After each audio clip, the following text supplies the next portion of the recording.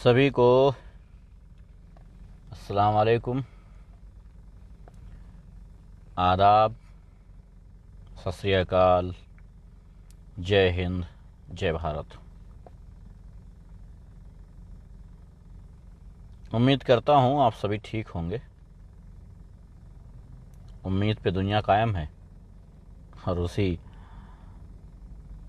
उम्मीद के सहारे हम भी ये उम्मीद रखते हैं कि आप ठीक होंगे। हालांकि दिल को बहलाने के लिए अच्छा लगता है ये कहते हुए कि आप ठीक होंगे। असलियत से कौन वाकिफ नहीं है, हम हो, आप हो या कोई थर्ड पर्सन हो। बहुत दिनों के बाद आज आप सबसे बात करने के मूड में फिर से आया हूं। बहुत दिनों के बाद। आप लोग वाकई सब समझदार हैं। वालेकुम सलाम भाई।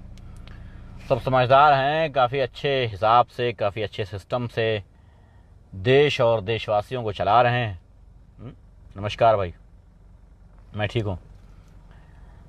तो बेहतर है कुछ दिनों तक खामोशी अख्तियार कर लेना ही मुनासिब समझा। हाँ, ये अलग बात है कि मसरूफियतें थीं, लॉकडाउन खुला, काम की वजह से थोड़ा बहुत इधर उधर हुआ। बहरहाल आज आया हूँ कुछ टॉपिक्स पर आपकी याददाश्त ताज़ा करने। 2017 से लेकर के 19 तक मेरी सारी वीडियो देख डालो। 17 से 19 तक जो कुछ जब जैसे और जहां कहा था वैसे ही पड़ा हुआ है और सब कुछ तुम्हारे सामने है।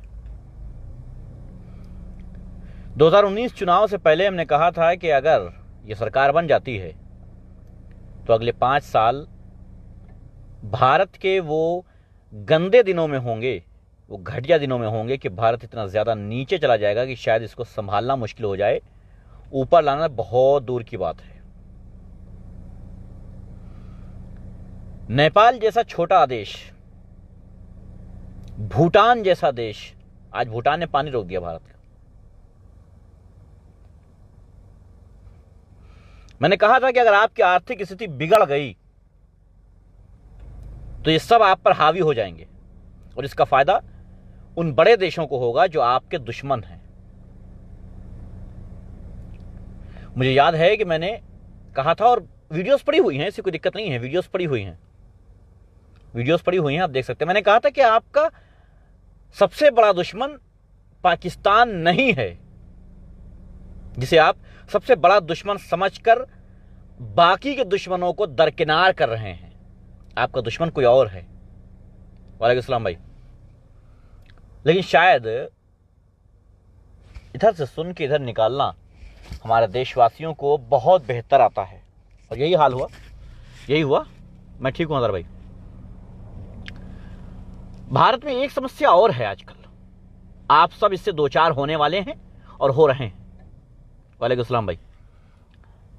युवा, आज के युवा अपनी वो ताकत भूल चुके हैं, अपनी वो क्षमता भूल चुके हैं। इस वजह से आजकल सुसाइड करना शुरू हो गए हैं। जी हां, जिनको थोड़ा सा पावर मिल चुकी, या जो थोड़ा सा फेमस हो चुके थे, या जो जिस कैटेगरी पर आकर रुक गए थे, चढ़ रहे थे ऊपर, जिनका विकास हो रहा था, उन सब का विकास रुका जा रहा है और वो खुद सुसाइड करने पर आमादा हो रहे हैं। कहने की बात यह है कि आज भी एक लड़की ने सुसाइड किया है और पिछले कई दिनों से न्यूज आ रही है, एक दो लोग सुसाइड लगातार करते जा रहे हैं भारत में। मतलब कहने का यह है कि लगातार सुसाइड केस बढ़ते हुए जा रहे हैं भारत में। सुसाइड केस जो है वो लगातार बढ़ते जा रहे हैं। पता है आपको क्यों? कभी इस पर विचार किया है कि आखिर भारत में सुसाइड केस इतना ज्यादा क्यों बढ़ रहे हैं? हाँ, मैं तो भूल ही गया था। जिनको मर्डर ना पता चले क्यों हो रहे हैं, जिनको रेप ना पता चले क्यों हो रहे हैं, जिनको ये ना पता चले कि एक शेल्टर होम में 57 लड़कियां कोरोना पॉजिटिव, 60 प्रेग्नेंट और एक HIV पॉजिटिव कैसे निकली। जिनको ये ना पता हो उनको ये कैसे पता हो सकता है कि सुसाइड कैसे हो रहे हैं। वालेकुम सलाम भाई, मैं ठीक हूं, फर्स्ट क्लास। सही है। आपको पता है किसी बंदी गृह में, किसी सुधार गृह में अगर 7 लड़कियां प्रेग्नेंट पाई जाती हैं, एक HIV पॉजिटिव पाई जाती है, 57 कोरोना पॉजिटिव पाई जाती हैं। चलिए कोरोना पॉजिटिव तो मान लेते हैं, चलिए ठीक है, वायरस है, कहीं भी पहुंच सकता है। ये प्रेग्नेंट और HIV जो मसला है, भारत की वो लेडी, भारत की वो महिलाएं जो संसद भवन में बैठ करके ऊंचे ऊंचे भाषण देती हैं, तब जब राहुल गांधी के लिखने में या बोलने में एक शब्द ऊंच नीच हो जाता है, महिला सम्मान की बात करती हैं, देश के सम्मान की बात करती हैं। वालेकुम सलाम भाई, जी भाई तनवीर भाई, बहुत दिन हुए। और उसके बाद आतंक बो देती हैं, पूरे देश में तबाही मचा देती हैं। आज उनको 7 लड़कियां प्रेग्नेंट और एक HIV पॉजिटिव नहीं दिख रही है। वालेकुम सलाम अशोक भाई। मसला ये नहीं है कि 7 प्रेग्नेंट पाई गई हैं और एक HIV पॉजिटिव। मसला यह है कि वहां की लड़की ने बयान भी दिया है कि उन्हें गोरखपुर ले जाया जाता था। इससे पहले अगर आपको याद हो, मुजफ्फरनगर बिहार के शेल्टर होम में जो कुछ हुआ, अगर आपको याद हो, वो बंदी गृह है या रेड लाइट एरिया, वहां सुधार किया जाता है या उनको इस धंधे में जबरदस्ती ढकेला जाता है।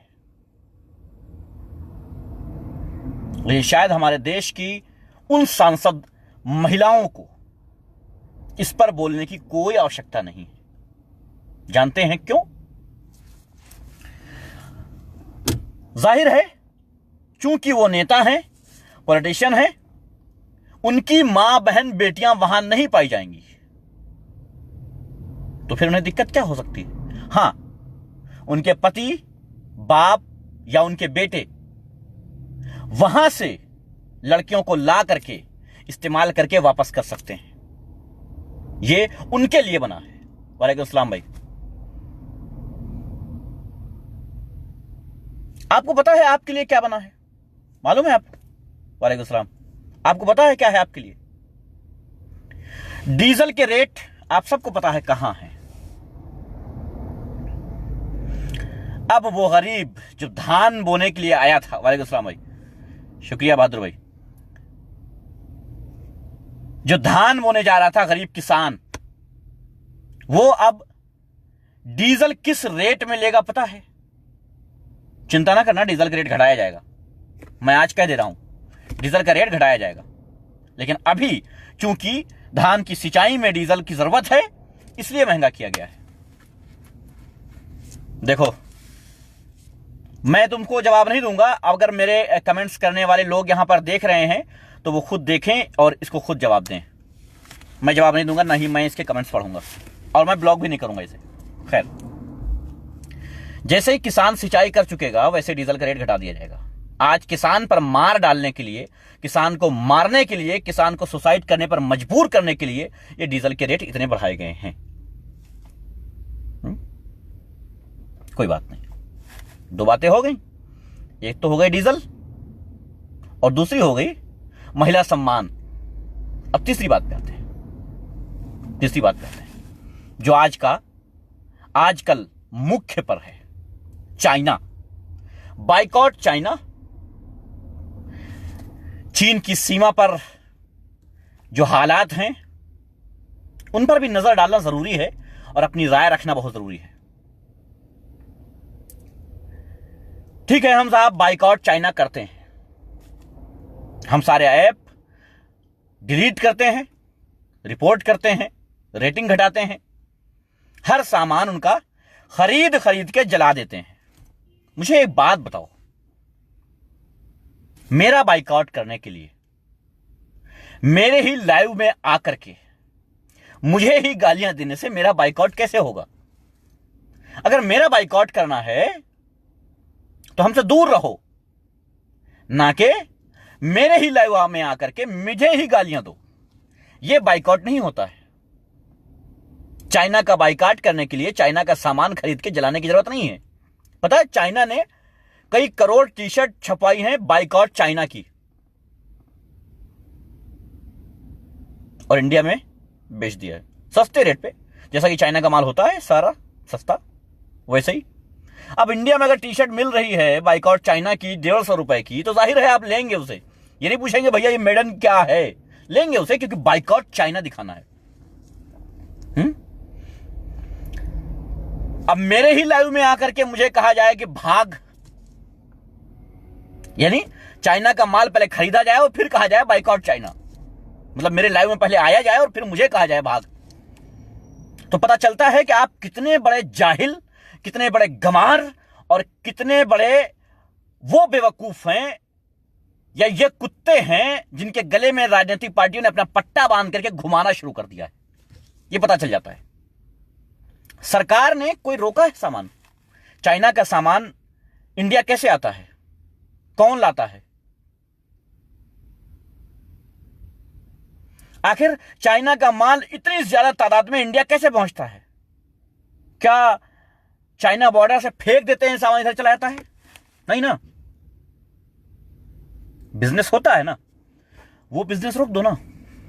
चाइना की कमर तोड़ना है तो चाइना का बिजनेस रोको। अच्छा, आपको पता है उसी रेट पे, जिस रेट पे चाइना आपको माल देता है, उसी रेट पे वियतनाम भी देता है, और वियतनाम और चाइना दुश्मन है। अगर हम वियतनाम का सामान खरीदेंगे तो चाइना का दुश्मन मजबूत होगा। लेकिन नहीं साहब, देखो, तुझे जवाब देगा, तू अभी सर मार के ही मर जाएगा, चिंता मत कर मेरे बच्चे, अभी तू मर जाएगा सर मार के यहाँ। खैर, ये ओवैसी का दलाल है, ओवैसी का दलाल यहाँ जो मौजूद है, जो गालियां लगातार दे रहा है, ये ओवैसी का दलाल है, सलमान खान का पिल्ला है। खैर, वालेकुम सलाम बहन। खैर, चाइना का बहिष्कार नौटंकी है, सीधी तौर पे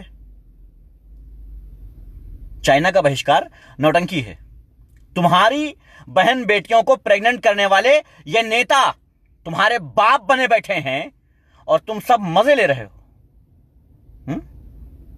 वाह वाह रे भारत माता की जय, वाह रे भारत माता की जय। 20 सैनिक मर जाने पर एक ट्वीट नहीं, 7 लड़कियां प्रेग्नेंट होने पर, एक HIV पॉजिटिव होने पर कोई ट्वीट नहीं, जबकि एक हथनी पर आफत पैदा हो गई थी। हाँ, होना चाहिए था, मैं मना नहीं कर रहा हूं, उसके लिए होना चाहिए था। बेशक हमने भी उसका विरोध किया और उसका विरोध होना चाहिए था, इंसानियत के नाते उसका विरोध होना चाहिए था, और हुआ। लेकिन यहां पर इंसानियत कहां मर गई? 7 लड़कियां प्रेग्नेंट हैं, और ये दलाल, राजनीतिक पार्टियों के कुत्ते, राजनीतिक पार्टियों के कुत्ते जो अपने गले में पट्टा बांध के घूमते हैं, ये समझते हैं कि बहुत अच्छा हो रहा है। यार, जो इंसान किसी नचनिए जो पैसा फेंक तमाशा देख, जिस बॉलीवुड के एक्टर को चाहूं अपने इशारों पे नचा सकता हूं, क्योंकि अगर पैसा है तो अपने इशारे पे नचा सकता हूं, पैसे पे बल पे। जब उनको बुरा बोलने पर ये कुत्ते भौंकने शुरू हो जाएं तो समझ जाओ कि हमारे देश का हाल क्या है। जो नचनिए, जो पैसे पे नाचते हैं, जिनके सामने गड्डियां उड़ाते रहो और वो मुजरा करते रहेंगे, नागिन डांस करते रहेंगे, वो और उनके फॉलोअर्स जब यहां आकर के भौंकने लग जाएं तो समझ में आता है कि आज हमारा राष्ट्र कहां खड़ा है, हमारा देश और हमारे देशवासी कहां खड़े हैं। आज भूटान ने भी आंखें दिखा दी है, 4 दिन पहले नेपाल ने भी दिखाया था। चीन तो हमारा दुश्मन है ही, पाकिस्तान का बॉर्डर तो पहले ही बना हुआ है। आखिर हो क्या रहा है? हमें घेरा जा रहा है, और ये हमने बहुत पहले बताया था कि आपको घेरा जाएगा, क्योंकि आपकी आर्थिक स्थिति बहुत खराब हो रही है, और उसकी वजह सिर्फ राजनीतिक पार्टी के दलाल और राजनीतिक पार्टी के लोग ही हैं। सबसे ज्यादा पता है किसकी वजह से? सब ये वोटर्स सबसे ज्यादा। 100 रुपए में डीजल खरीद लोगे, विरोध नहीं करोगे ना। सभी सरकारी गाड़ियों, सभी नेताओं को फ्री पैसा दिया जा रहा है डीजल पेट्रोल का, और आपको 90 रुपए 80 रुपए डीजल खरीदने को बोला जा रहा है। क्यों भाई? देखो ये लिख रहा है भाई। अब मुझे लगता है कि इसको अब बोलना ही पड़ेगा, क्योंकि अब ये आ गया अपनी असलियत पे। ये किसी नेता की नाजायज औलाद है, या हो सकता है सलमान खान की नाजायज औलाद हो। खान है ना ये, तो ये सलमान खान की नाजायज औलाद होगा तभी आया ये। हाँ ठीक है बेटा, अब तुझे मैं ब्लॉग मारता हूं, क्योंकि यहां पर मेरी माँ बहनें भी हैं, इसलिए तुझे ब्लॉग मारता हूं, वरना मारता तो नहीं तुझे। ये सलमान खान की नाजायज औलाद है, ये किसी नचनिए का नाजायज औलाद है। असल में किसी नचनिए का, जो पैसे फेंकने पे नाचते हैं, मुजरा करते हैं, उनकी औलाद है ये साला। खैर चलो टॉपिक छोड़ देता हूं, एक बार बता देता हूं पहले, उसके बाद छोड़ता हूं इस टॉपिक को।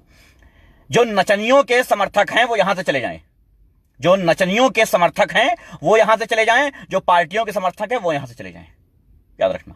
क्योंकि यहां किसी पार्टी का मुजरा नहीं चल रहा है। पार्टी का मुजरा देखना हो तो अपने नेताओं के घर जाना, वहां मुजरा देखना जाके।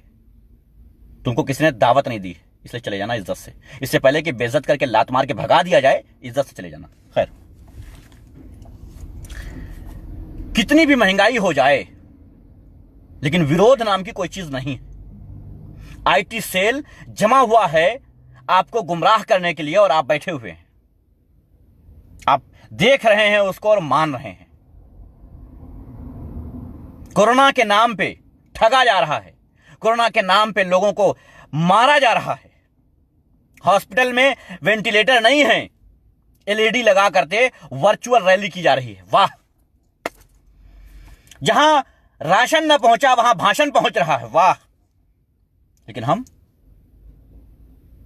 खामोश क्यों भाई? क्या वजह? पता है वजह क्या है? ये हमारी मानसिकता है ना, ये गुलाम हो चुकी है। बस हमने ये मान लिया है, ये नहीं तो और कौन, तो चलो यही ठीक है ना। ये नहीं तो और कौन, चलो यही ठीक है। हम ये सोचते ही नहीं है कि हम क्यों नहीं। हमने वोट किया है तो सवाल हम क्यों ना करें। लेकिन नहीं, हमें सवाल करना आता ही नहीं है साहब। हमें गुलामी करना आता है। नौकरशाही जो होनी चाहिए थी, असल में वही है। आज पूरी आवाम नौकर बन गई है। कमाल की बात है कि एक देश का चौकीदार जो एक बात लिखता है जब, कि हां मैं भी चौकीदार, उसके बाद फिर मैं भी चौकीदार की एक शुरू हो जाती लंबी कतार कि साला मैं भी चौकीदार, मैं भी चौकीदार, मैं भी चौकीदार। भर भर के देश से चौकीदार निकलते हैं। जिस देश में इतने ज्यादा तादाद में चौकीदार हों, उस देश की सीमा में ऐसे कोई घुस जाए। चौकीदार ने रिश्वत खा ली क्या? चौकीदार ही चोर है, ये सच है। आज तो मुझे लगता है कि राहुल गांधी का वो नारा बिल्कुल सही है कि चौकीदार ही चोर है। वो सारे चौकीदार चोर हैं जो उस दिन लिख रहे थे कि मैं भी चौकीदार। आज पूछना चाहिए उन चौकीदारों से कि नेपाल ऐसा क्यों कर रहा है, चीन हमारे घर में क्यों घुस रहा है, घुस चुका है, नहीं घुस रहा है, नहीं घुस चुका है, पूछना चाहिए। बिल्कुल सही बात है, सही बात है चेतन सिंह, बेशक। और जो बोले थे, जो शाहीन बाग में से शुरुआत हुई थी, उसके बाद पूरे देश में जो बढ़ा था एक आंदोलन, उसके समर्थकों को या उस आंदोलनकारियों को जिस तरीके से अरेस्ट किया जा रहा है, जिस तरीके से उनके ऊपर कानूनी कार्रवाई की जा रही है, पूरे देश में ये बताया जा रहा है कि अगर आपने आवाज उठाई तो आप पर इतने केस डाल दूंगा कि कभी जिंदगी में उठ नहीं पाओगे। वालेकुम सलाम भाई। पता है क्यों? क्योंकि जिस मुर्गे का नंबर आता है वो मुर्गा बोलता है, बाकी के खामोश रहते हैं। आज मेरा नंबर आया, मैं बोलूं, आप चुप रहेंगे। कल आपका नंबर आएगा, आप बोलोगे, मैं चुप रहूंगा। यही तो फायदा है। सरकार यही तो चाहती है, हुकूमतें यही तो चाहती हैं, राजनीतिक पार्टियां यही तो चाहती हैं कि जिसका नंबर आए वो चिल्ला ले, बाकी सब खामोश रह जाएं। हमारा काम हो गया, वही हो रहा है।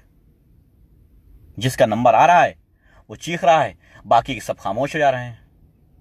सब खामोशी से तमाशाई बने देख रहे हैं। दलितों के घर जला दिए गए हैं। मैनपुरी में एक घर में 6 लोगों को बंद करके आग लगा दी गई है और एक महिला मरते दम तक उसने जो स्टेटमेंट दिया है उसमें नाम बताया है किसने किसने आग लगाई है। लेकिन क्या उन पर कार्रवाई हुई? नहीं, क्योंकि उसमें किसी मुसलमान का नाम नहीं आया था। कानपुर में 7 लड़कियां प्रेग्नेंट और एक HIV पॉजिटिव निकली है, लेकिन क्या उन पर कार्रवाई हुई? नहीं।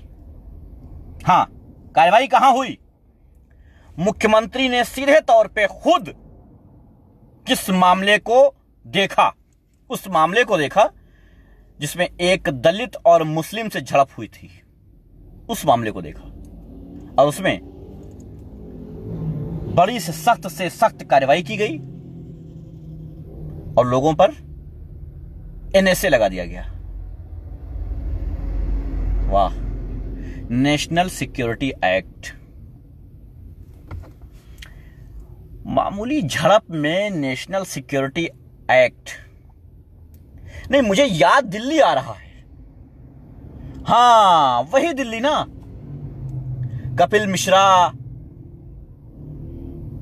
और वो एक फॉलिज अटैक की एक महिला घूमती रहती है, पता नहीं क्या उसका कुछ वीडियो भी वायरल हुआ था, पता नहीं क्या है उसका, मुझे नहीं पता, बट जो भी है। चश्मदीद भी मौजूद हैं जिन्होंने देखा आग लगाते हुए कपिल मिश्रा के आदमियों को। कपिल मिश्रा का वो धमकी भरा स्टेटमेंट भी मौजूद है, अलाउंस मौजूद है, सॉरी स्टेटमेंट नहीं, अलाउंस मौजूद है, धमकी भरा। अनुराग ठाकुर जैसे लोगों का बयान भी मौजूद है, सब कुछ मौजूद है, सबूत मौजूद है, प्रूफ मौजूद है। उसकी वजह से कई हजार लोग घर छोड़ने पे आमादा हुए, मगर नेशनल सिक्योरिटी एक्ट में नहीं आया। आपसी झगड़े को लेकर के, आपसी झड़प को लेकर के अगर कोई कंप्लेन होती है तो उसमें नेशनल सिक्योरिटी एक्ट लग जाता है, क्योंकि उसमें एक मुसलमान का नाम आता है। ये हमारा भारत है, ये हमारा राष्ट्र है, ये हमारा देश है। आज भी मैंने उस महिला का, वो फॉलिज अटैक वाली जो है, उस महिला का एक बयान देखा। उसमें वो कहती है कि विदेशों से जो कुछ हो रहा है उसको हम बाद में देखेंगे, पहले हम इन मुल्लों को काट के फेंकेंगे। क्या दमदार भाषण है उसका। विदेशों से जो मामलात हैं उन पे हम बाद में विचार करेंगे, बाद में देखेंगे। यानी चाइना हमारे घर में जो घुस रहा है वो हम आज नहीं देख सकते, उस पर हमें आज बात नहीं करनी है, उस पर हमें जिक्र नहीं करना है। हमें तो सिर्फ इन मुल्लों को हटाना है देश से। किन मुल्लों को? हां, मुल्लों का नाम आते ही मुझे लॉकडाउन याद आता है, और लॉकडाउन में वो सड़कों पर टहलते हुए मुल्ले याद आते हैं जो लोगों के पेट भरने के लिए जलती दोपहरिया में खड़े थे। ना उनको कोरोना से डर था, ना धूप का भय था।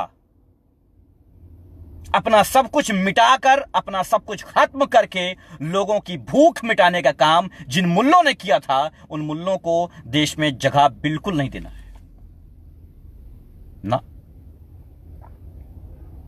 जब बात भूख की आती है तो एक चेहरा और याद आता है,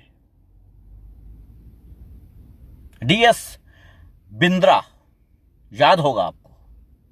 वो आदमी जिसने खाना खिलाने के लिए, पेट भरने के लिए अपना सब कुछ बेच डाला, अपना घर बेच डाला। वालेकुम सलाम भाई। अपना घर बेच डाला, उसके ऊपर FIR दर्ज हुई है। मास्टरमाइंड बताया गया है उसे दिल्ली दंगे का। हां, सही बात है, इस देश में जुर्म है भूख मिटाना। आप किसी की भूख नहीं मिटा सकते। बुलंदशहर के वो DM साहब मुझे याद हैं जिन्होंने नोटिस दी थी एक मुस्लिम घराने को कि तुम्हारे घर के सामने से जो लोग भूखे निकल रहे हैं, तुमने उनको खाना कैसे खिलाया। अगर दोबारा ऐसी हरकत की तो तुम्हारे खिलाफ सख्त से सख्त कार्रवाई की जाएगी, अगर दोबारा तुमने खाना खिलाने की जरूरत की। हाँ, मैं उसी भारत की बात कर रहा हूं जहां हमारे यहां गायों को पूजा जाता है, जहां हमारे यहां एक हथनी के मरने पर देश में गम इतना ज्यादा बढ़ जाता है कि बात संसद तक जाती है, देश का प्रधानमंत्री भी बोल उठता है। नहीं होना चाहिए, इंसानियत होनी चाहिए। उस जानवर के साथ जो कुछ हुआ था बहुत खतरनाक हुआ था, लेकिन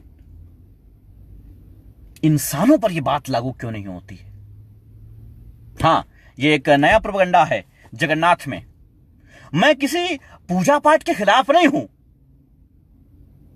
मगर मैं दोहरे चरित्र के खिलाफ हूं। क्या जगन्नाथ पूजा में जाने वाले, मंदिर जाने वाले लोगों पर कोरोना असर नहीं करता है? क्या वो इस देश के वासी नहीं है? अगर वो इस देश के वासी हैं तो उनको कोरोना के लिए क्यों झोंका जा रहा है? आखिर क्यों? सोशल डिस्टेंस वगैरह वगैरह सब कहां है? आपके पास कार है साहब, एक कार में 2 लोग जा सकते हैं, और अगर एक ही फैमिली के हैं तो 2 बच्चे साथ में जा सकते हैं, बस। इससे ज्यादा आपका चालान काट दिया जाएगा। एक कार में जो 5 सीटर है, ड्राइवर को जोड़ करके सिर्फ 3 लोग चल सकते हैं। कमाल की बात है। लेकिन अगर आप तिलकधारी हैं, अगर आप उस समाज से आते हैं जिस समाज की सरकार है, अगर आप उस समाज से आते हैं जो समाज सबसे ज्यादा नफरत घोलने का काम कर रहा है, अगर आप उस समाज से आते हैं जो समाज आज पावर में है, अगर आप उस समाज से आते हैं जो समाज इस देश को तोड़ने का काम कर रहा है, तो आप कुछ भी कर सकते हैं, सब अलाउड है।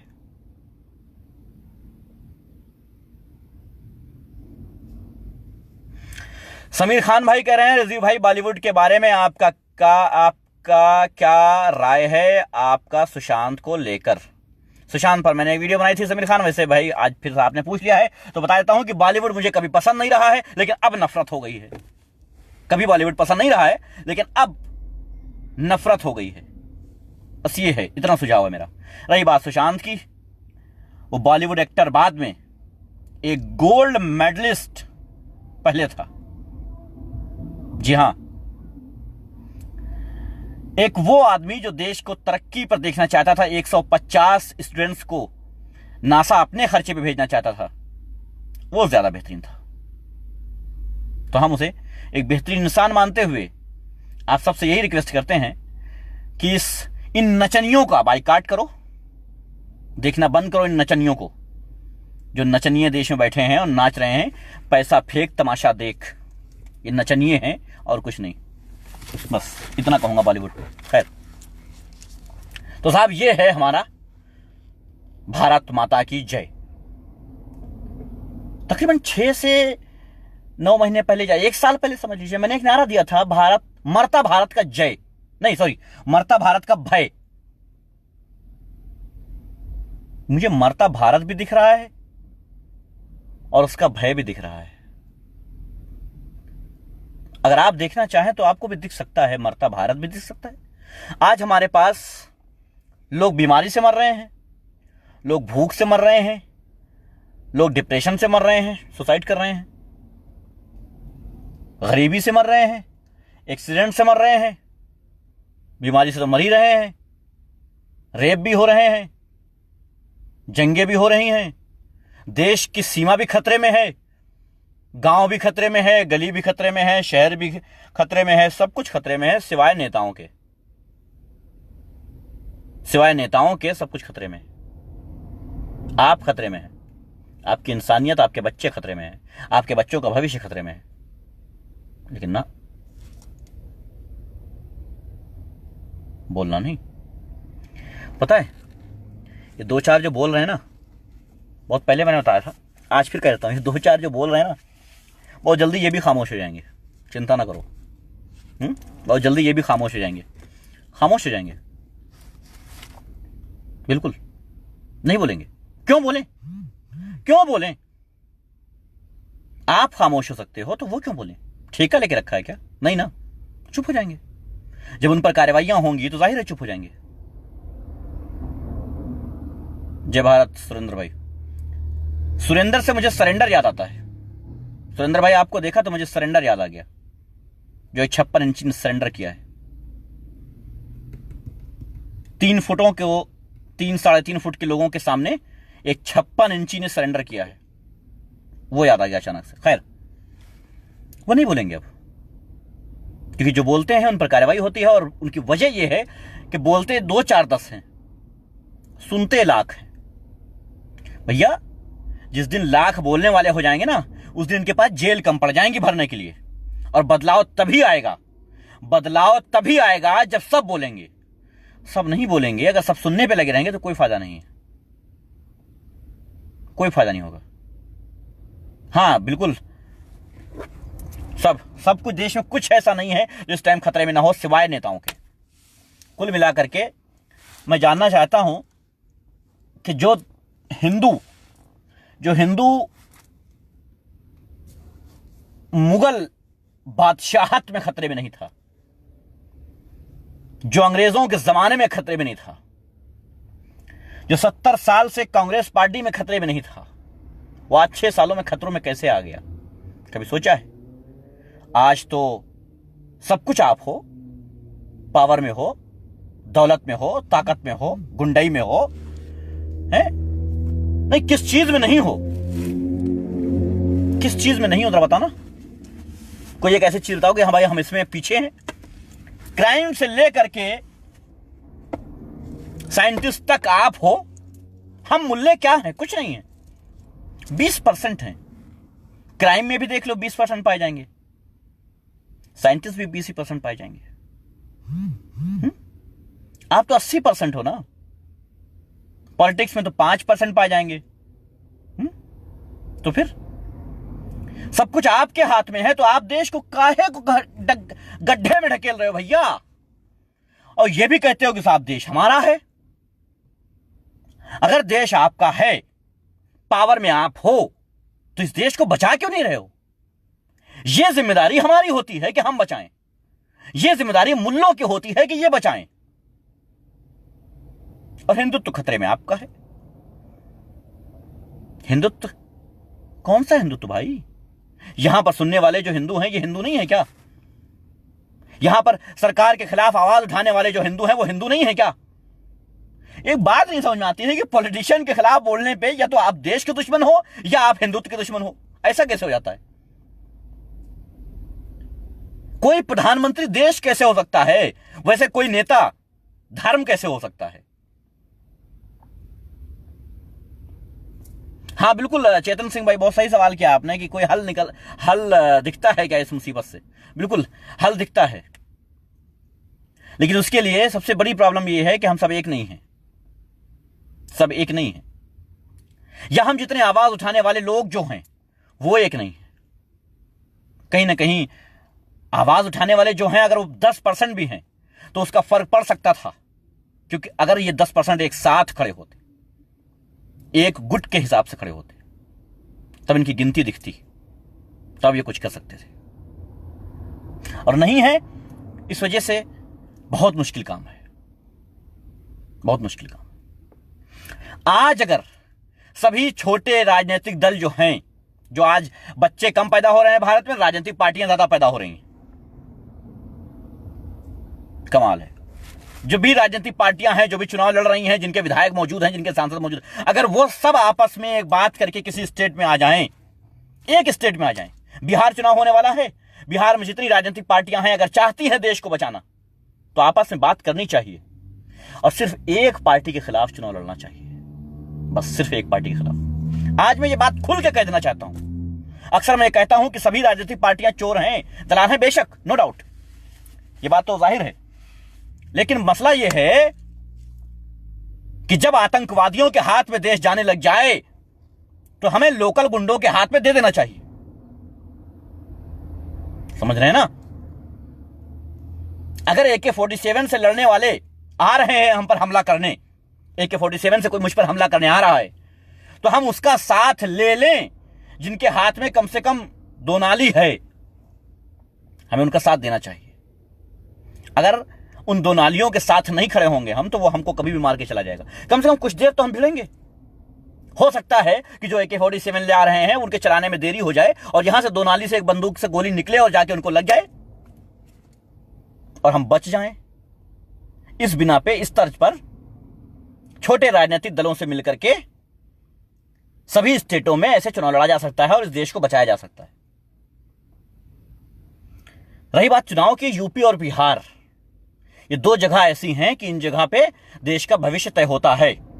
इस बार देश का भविष्य नहीं तय होगा, यूपी और बिहार इस बार देश का भविष्य नहीं तय करेगा, बल्कि यह तय करेगा कि जीना है या मरना है।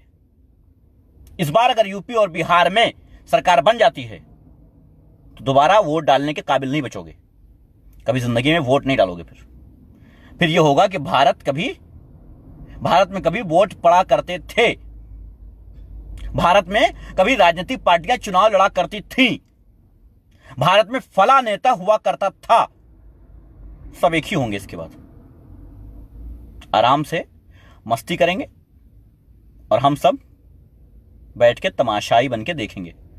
मैंने एक दिन कहा था घरों से लाशें निकलेंगे तुम्हारी, कहा था ना, याद होगा? नहीं, याद नहीं होगा, थोड़ा सा जहन मजबूत नहीं है। जहन मजबूत होता तो हालात ही ना होते। मैंने कहा था हर घर से जब लाशें निकलेंगी तब समझ में आएगा। तकरीबन हो रहा है। 4.25 लाख दिन के 15,000 से 20,000 डेली कोरोना पॉजिटिव निकल रहे हैं। पता है क्यों? क्योंकि हमें जब किट खरीदनी चाहिए थी तब हम एलसीडी एलईडी खरीद रहे थे भाषण देने के लिए। जब हमें लोगों की भीड़ ना इकट्ठा हो इसलिए लोगों को घरों तक पहुंचाना चाहिए था तब हम छुपे बैठे थे।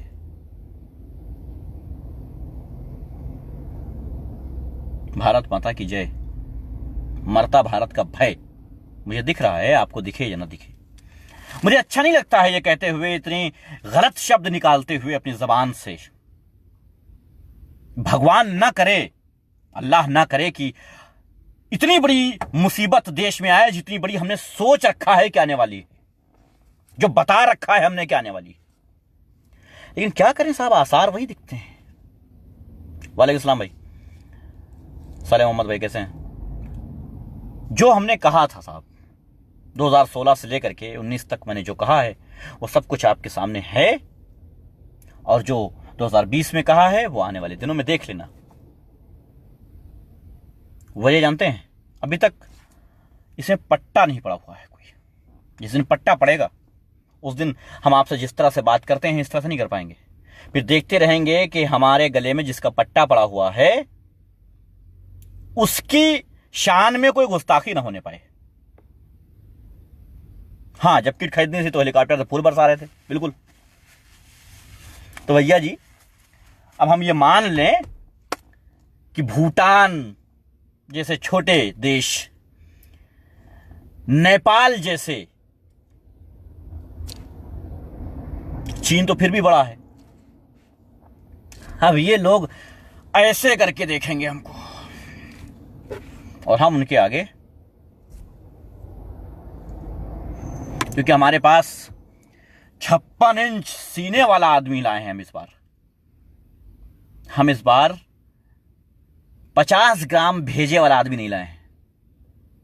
हमें 56 इंच सीने की जरूरत नहीं होती देश चलाने के लिए, समाज को चलाने के लिए, परिवार को चलाने के लिए।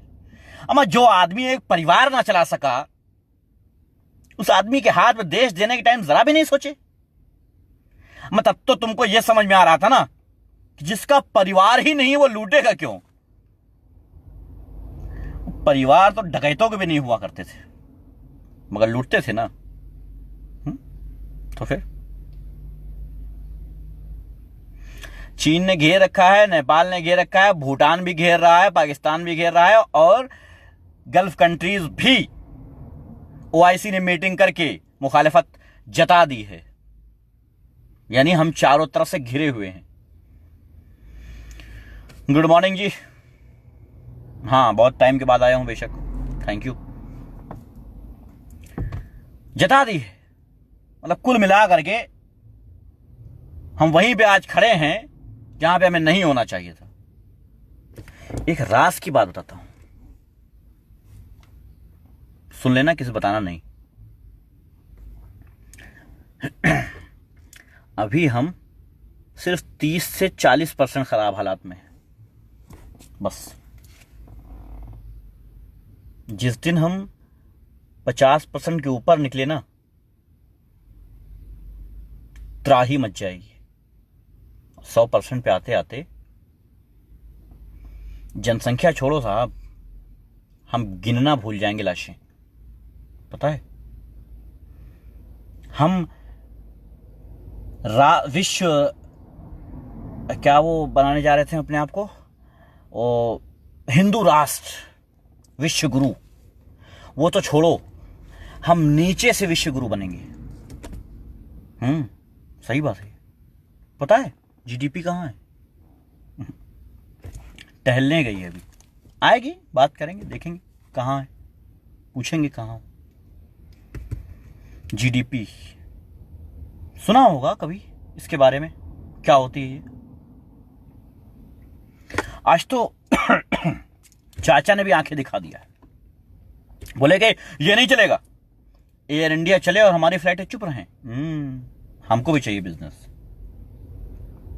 ये धोखाधड़ी है कि तुम अपनी फ्लाइटें चला रहे हो और हमारी रोक रहे हो। यानी अमेरिका ने भी, अब बचा कौन? अब कहा चाह रहे हो कि नेपाल वाले आके हमको थप्पड़ ही थप्पड़ मार के जाएं तब सुधरोगे? वो दिन भी देख लेना, वो दिन भी देख लेना कि अब नेपाली आएंगे और 20 गालियां दे के अपनी सीमा में वापस चले जाएंगे, क्योंकि वीजा तो लगता नहीं है।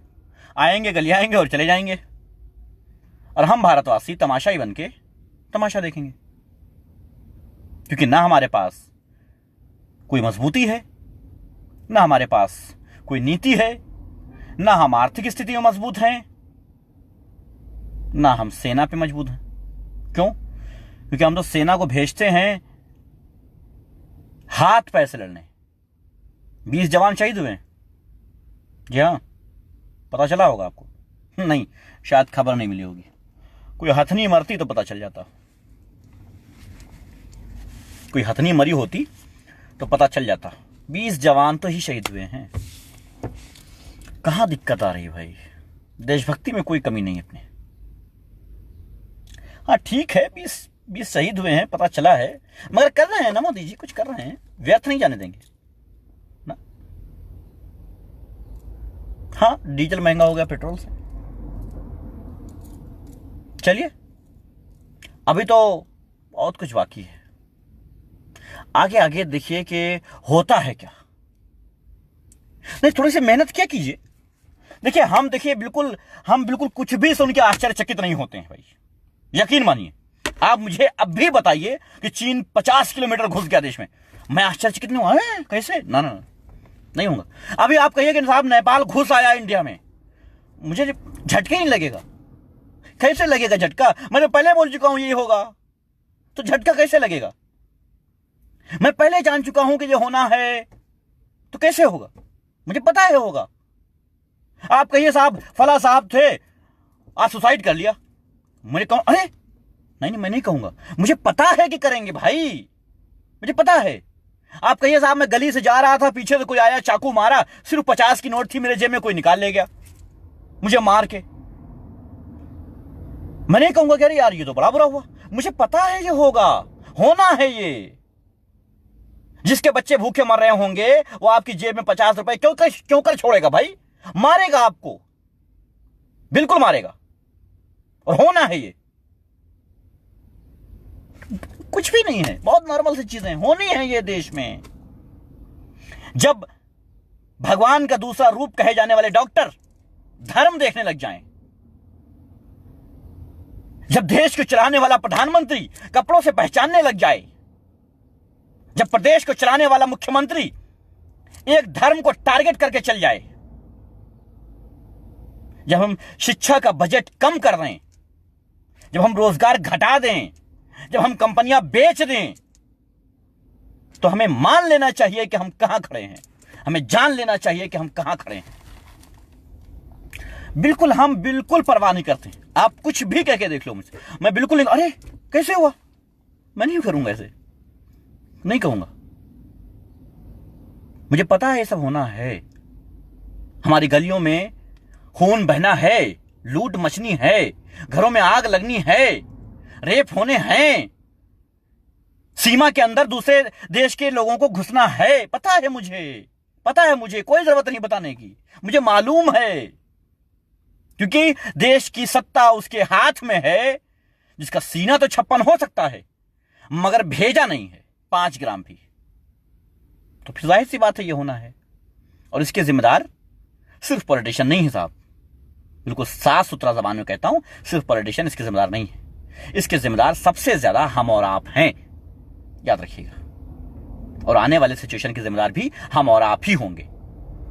वो तो हमारे पास मौका अच्छा होता है कोसने का, कोस दिया नेताओं को, बात खत्म हो गई। नेताओं को नेता बनाता कौन है, कभी इस पर विचार करना। फल सड़ रहा है, वो तो देख रहे हो कि इस पेड़ में लगा हुआ फल सड़ रहा है, नीचे नहीं देख रहे हो कि उसकी जड़ में कौन सी ऐसी दवा डाल दी गई है जिसकी वजह से ये पेड़ में फल जो लगा हुआ है सड़ रहा है। आपको ये पता होना चाहिए कि ये पत्ते तब सूखते हैं जब जड़ कमजोर हो जाती है, और हमारे भारत के पत्ते तब सूख रहे हैं, तब झड़ रहे हैं जब हमारे भारत की नींव कमजोर हो गई है। और इसके जिम्मेदार हम सब हैं, याद रखिएगा। बाकी आपकी जिम्मेदारी है, देखिए अपने हिसाब से लीजिए, चाहे राजनीतिक पार्टियों की चमचागिरी कर लीजिए, चाहे मौज मस्ती कर लीजिए, चाहे जो चल रहा है नचनियों का सपोर्ट कर लीजिए। जी हां, नचनियों का सपोर्ट कर लीजिए। मैं तो नफरत करता हूं बॉलीवुड से, आपकी मर्जी क्या करें। मैं तो नफरत करता हूं नेताओं से, आपकी मर्जी जो भी करें। मैं तो नफरत करता हूं हर उस इंसान से जो इंसानियत भुला देता है सिर्फ पॉलिटिशियन के चमचागिरी में, किसी भी पार्टी का हो। अगर भाजपा का है तो सबसे घटिया होगा, MIM का है तो उसी कैटेगरी का होगा। क्यों? क्योंकि मैंने सीरियसली खुद लिया है अपने ऊपर, मैंने देखा है, मेरा एक्सपीरियंस कहता है। हाँ, 10-20% भाजपा में भी अच्छे लोग हैं, जैसे 10-20% MIM में अच्छे लोग हैं, वैसे ही 10-20% भाजपा में अच्छे लोग हैं, बस 10-20%। और उतने में साफ देश नहीं बदलता, 10-20% में देश नहीं बदलता है, कुछ नहीं होता। चलिए मौज मारिए, सुसाइड की खबरें सुनिए, मौतों की लाशों की खबरें सुनिए, महंगाई की खबरें सुनिए। और ये मत सोचना कि पेट्रोल डीजल के दाम यहीं रुक जाएंगे, अब और बढ़ेंगे, बाद में घट जाएंगे। डीजल के घट जाएंगे, पेट्रोल पता नहीं मुझे, बट डीजल के घट जाएंगे, चिंता ना करना। चलो।